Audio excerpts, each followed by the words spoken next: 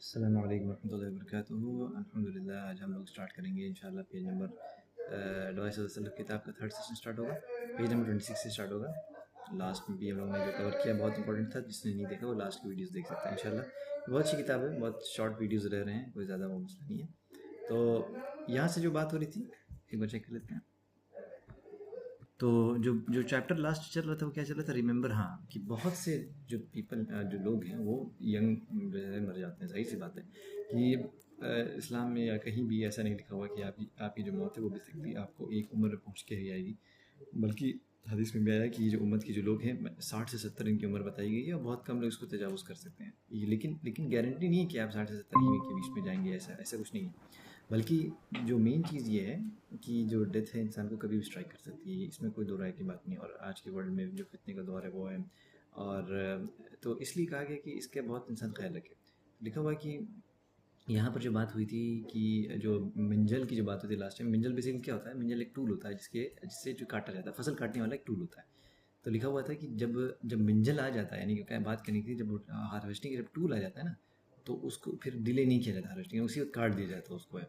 तो वही उसके उसका एग्जांपल दी गई थी। वही लिखा हुआ था कि जब इंसान जो है ना जब इस एज में पहुंच जाता है तो हार्वेस्टिंग का टाइम आ जाता है। तो लिखा हुआ है कि जो जो जैसे लेट से कोई ओल्ड हो गया है तो उसका भी टाइम जो है बहुत करीब आ जाता है मौत का। तो he mentioned that to them to alert them to the fact that a person should not be deluded on okay। तो इंसान को जल्दी शैतान बहुत ज़बरदस्त तरीके से डिल्यूट करता है कि अरे अभी तो जवानी है, आगे का वक्त है, कर लेना, रिटायर हो जाना तो मज़े से ये कर लेना वो कर लेना, कौन सा वो है, अभी मज़ा लो।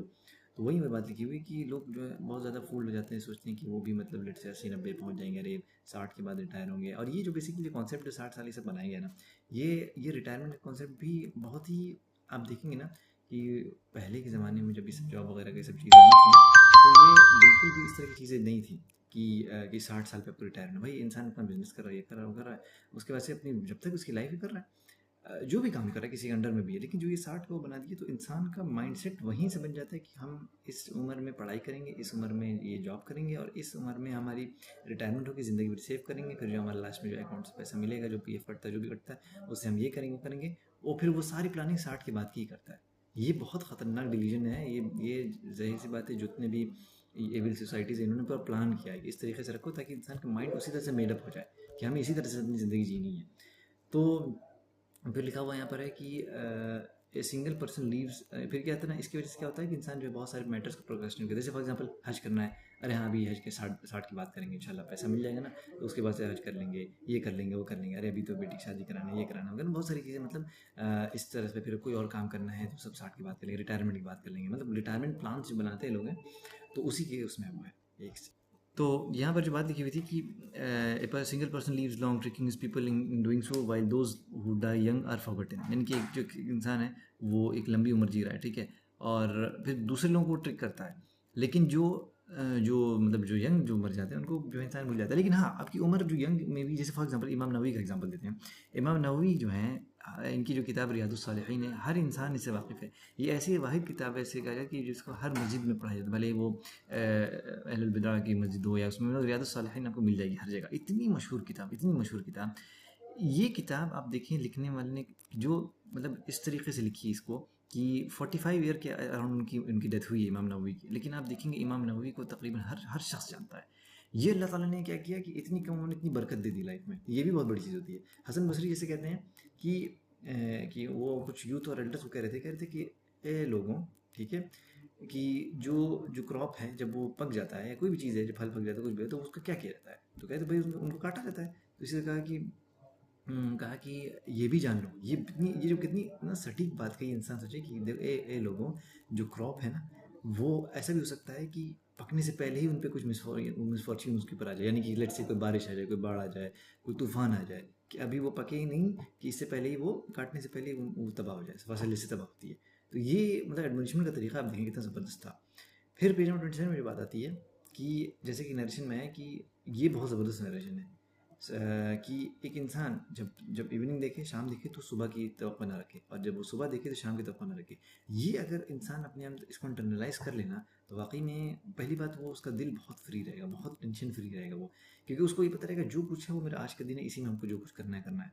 और वो कल का इंतज़ार नहीं करेगा, चीज़ों को टालेगा नहीं, और फ्यूचर को लेके गम में भी नहीं पड़ेगा हम कि क्या होगा मेरे बच्चों को क्या होगा, ये होगा वो होगा। ये बहुत इंपॉर्टेंट एनालाइज करना। जैसे कि इब्न जौज़ी भी कहते हैं कि जो है जो जो मतलब ये फ़र्ज़ है उस शख्स के लिए, वो does not know when death will reach him, यानी ज़ाहिर सी बात है हर किसी के लिए मैंडेटरी है कि प्रिपेयर्ड रहे वो, और वो अपने यूथ और अपनी सेहत से बिल्कुल डिलीव ना हो कि मतलब देखा रही मैं तो एकदम परफेक्ट हेल्थ में सब हूँ, मुझे क्या हो जाएगा वो हो जाएगा, बिल्कुल इसमें ना रहे। और जो ग्रेटेस्ट जो माइनॉरिटीज़ जो है ना, minority of those who die are while most of those who die are youths, मतलब ये उस वक्त कह रहे हैं कि माइनॉरिटी है जो बहुत ज़्यादा उम्र में मरते हैं, बाकी जो लोग होते हैं यूथ में ही मर जाते हैं। लिखा हुआ है कि जो लोग बहुत आगे एज तक रहते हैं, फॉर एग्जांपल 80 90 100 इस तरह से, ये बहुत रेयर है। और ये सही में इंसान रेयर समझता है, कहाँ कहाँ किसी को समझता है कोई 90 95 तक पहुँच गया बहुत बड़ी एज होती है, कोई मतलब बहुत कम लोग इस तरीके से होते हैं, बाकी उससे पहले ही हो जाते हैं। लिखा हुआ what justifies this fact is that when you look at families, कि जब आप फैमिली को देखते हैं तो आप देखते हैं कि जो लोग एज ओल्ड के बहुत कम है, और and that most of those who die so during the stage of youth और childhood, and most of those who die do so during this. अब जैसे फॉर एग्जांपल जैसे वॉर स्टिकन जगह है, जैसे गजा वजा आप देखिए तो वहाँ पर क्या है, वहाँ पर तो हर इंसान अपनी हर सेकंड अपनी मौत का इंतजार करता है, कोई नहीं जानता है कौन बच्चा है, कौन बड़ा है, कौन बूढ़ा है, किसी की कब मौत कब लिखी हुई कभी भी आ सकती है। तो ये बहुत इंपॉर्टेंट है, अल्लाह ताला इसकी तौफीक दे हम लोग को, इसको हम लोग हमेशा इसको अपने जहन में रखें। इंशाल्लाह नेक्स्ट जो है काशिफ पेज नंबर 28 से 31 तक करें। कि youth is the best time to learn. किसी भी चीज को याद करने के लिए जो बेहतरीन वक्त होता है वो उसका यूथ का टाइम है, ठीक है। और सलफ जो है वो इस चीज का एडवाइस भी यूथ को करते थे। कहाँ से ये बात आई कि कबूस बिन अबी ज़बियान ने कहा कि we prayed the first prayer that is Fajr behind Abu Zabyan, ठीक है। इनके पीछे हम लोगों ने पहले फजर की नमाज पढ़ी। All of us were young people from the neighbourhood except the मुआज़िन who was undoubtedly an elder. तो इनके पीछे जो अबू ज़बियान, इनके पीछे जितने भी लोग नमाज पढ़ रहे थे वो सब के सब जवान थे एक्सेप्ट मुआज़िन के, ठीक है, जो कि एक एल्डर थे। Upon making the taslim, he turned towards and started individually asking the youth, "Who are you? Who are you?" जब सलाम फेर लिया उन्होंने, तो मुआज ने हाँ, उन्होंने एक एक लोगों से, एक एक जो इंडिविजुअल जितने भी यहाँ पे जवान लोग थे उनसे पूछना चालू किया, तुम कौन हो, तुम कौन हो, तुम कौन हो, ठीक है। अब पूछने के बाद इन सच वे इंड्यूस इनका मतलब इस तरीके से पूछा, इंथुजियाज्म के साथ पूछा कि जो यूथ था ना उसको बताने में भी इंटरेस्ट आया कि हाँ नहीं इनके साथ कन्वर्सेशन करना चाहिए, ठीक है। और उसके बाद यहाँ पे लिखा हुआ है कि a prophet was never sent except that he was a young person and knowledge is not received at any time better than while a person is in youth. कि एक नबी को कभी नहीं भेजा गया एक्सेप्ट कि वो अपने यूथ में रहा हो और यंग पर्सन रहा हो, और नॉलेज को रिसीव करने का फिर उसके हिसाब से क्या कहते हैं, मतलब नॉलेज रिसीव करने का सबसे बेहतरीन वक्त जो होता है वो उसका यूथ होता है, ठीक है। So he altered them about taking advantage of the goodness and blessings of youth. It is a tremendous opportunity for preparation, acquiring and utilizing energy and strength. कहने का मतलब कि मतलब इल्म हासिल करने के लिए और उससे फायदा उठाने के लिए सबसे बेहतरीन और ट्रिमेंडस अपॉर्चुनिटी जो है वो उसका यूथ का वक्त है, जहाँ पे वो मेहनत कर सकता है, अपना क्या कर सकते हैं, फोकस कर सकता है, स्ट्रेंथ लगा सकता है नॉलेज हासिल करने में, ठीक है। अब उसके बाद पेज नंबर 30th पेज पे हमारा जो है वो 8th एडवाइस है। 8th एडवाइस पे है कि एक skill, having a skilled trade, मतलब अब यहाँ पे बात आ रही है थोड़ा सा बिजनेस से related, okay. 8th advice what Imam Ahmad reported in his book is al Wara on authority of Abdul Wahhab al-Thaqafi, who said, "Ayyub, meaning us Sakhtiyani, came out to his one day and said," एक दिन बाहर और कहा कि ऐ जवान लोगों, work a skill trade, you will not need to go to the doors of such and such people. कहने का मतलब ये कि एक प्रॉपर किसी स्किल में फिर ट्रेड करना स्टार्ट कर दो तो तुम्हें दूसरे तीसरे के पास जाने की जरूरत ना पड़े। Then he mentioned those who are dislike for the one who seek help from. तो मतलब कि ऐसे लोग जो दूसरे के पास घड़ी घड़ी जाकर के मदद मांगते रहते हैं, ऐसे लोग को डिसलाइक किया गया, ठीक है। और अगले पेज पे जो एडवाइस है कि meaning the young person alongside acquiring knowledge is to have a skilled trade on earn wealth and sustenance to spend on himself and upon his family and children later। मतलब कि एक अगर मुस्लिम context में अगर हम बात करें तो एक जवान शख्स के पास कोई ना कोई अपना एक ऐसा स्किल्ड कारोबार होना चाहिए जिसकी मदद से वो क्या कर सकते हैं कि पैसा कमा सके, वेल्थ मेंटेन कर सके, जिसको अपने ऊपर भी खर्च करे, अपने फैमिली के ऊपर भी खर्च करे और आगे चल के बच्चे के ऊपर खर्च करे। ये चीज साइड बाय साइड होगी, मतलब नॉलेज भी अर्न करना है और बिजनेस पे भी फोकस करना है। क्यों करना है? क्योंकि इस्लाम ऐसा वाहिद रिलीजन है जहाँ पे आप दुनिया और आखिरत साथ में लेकर के चलते हैं। ठीक है, ऐसा नहीं है कि आखिरत के लिए दुनिया को एकदम छोड़ के भूल जाओ, एकदम सन्यासी बन जाओ, या खाली दुनिया दुनिया करते हो और आखिरत को भूल जाओ। इसीलिए बहुत इंपॉर्टेंट है कि आप नॉलेज हासिल करेंगे। नॉलेज हासिल करेगा इंसान तो हम्बल होगा, जो उसको दुनिया के लिए भी काम देगा और आखिरत में काम देगा ही देगा। तो एट द सेम टाइम इंसान अगर अच्छा एक अपना बिजनेस सेटअप करके रखेगा तो उसकी मदद से अपने आखिरत में भी इन्वेस्टमेंट कर सकता है, प्लस दुनिया तो उसकी अच्छी होगी, अपने ऊपर अपनी फैमिली पर खर्च करेगा। Is not to be dependent on others, so that once he reaches an old age, he will not need to go to this person or that person seeking assistance and help.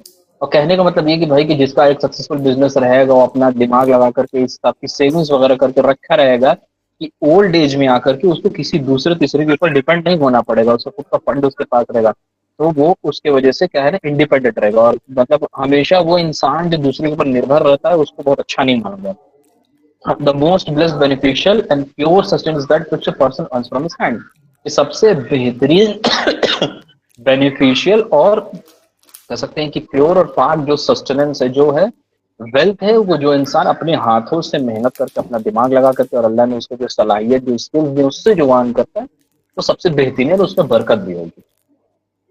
Page number 31 खत्म हो गया है। इंशाल्लाह I think हम Mudassir continue करेंगे। Don't obstruct those who pray in masjid. ये बहुत एक अच्छी चीज है जो आज के वक्त में हम लोग बहुत देख सकते हैं। ये जो एडवाइस है ये साबित बिन बुनानी की तरफ से है और ये कब होते 120 आफ्टर हिजरी में। तो ये जो जनरल एडवाइस जो सलफ की तरफ से दी जाती है यूथ को is what came the authority of Jafar, who said Sabit al-Bunani used to come out to us, and once we were sitting in front of the Qibla, so he said, "O young people, you have obstructed me from reciting to my Lord." The prayer was something that has become beloved to me, to him. तो ये वही चीज है, ये वो बोलना चाह रहे थे कि आज जो यूथ है वो क्या करते हैं, वो मस्जिद में गैदर हो जाते हैं। ठीक है, अब जैसे बाहर नहीं मिल पा रहा है तो आ जाओ, ठीक है, मस्जिद में मिलते हैं, मस्जिद में बैठ के मिलने की अपॉर्चुनिटी भी हो गई है, एक नमाज पढ़े उसके बाद बैठ के बात करते हैं, मतलब ऐसे ही कुछ भी बात करने लगते हैं। और nearly there may be someone who came to masjid to worship. बहुत सारे लोग भी होते हैं जो मस्जिद में सिर्फ और सिर्फ आए, इबादत किए, थोड़ा कुरान पढ़े, उसके बाद जिक्र क्या चले गए। और उसकी अब कोई क्यों आता है मस्जिद में? अगर 2-3 टाइप के लोग होते हैं।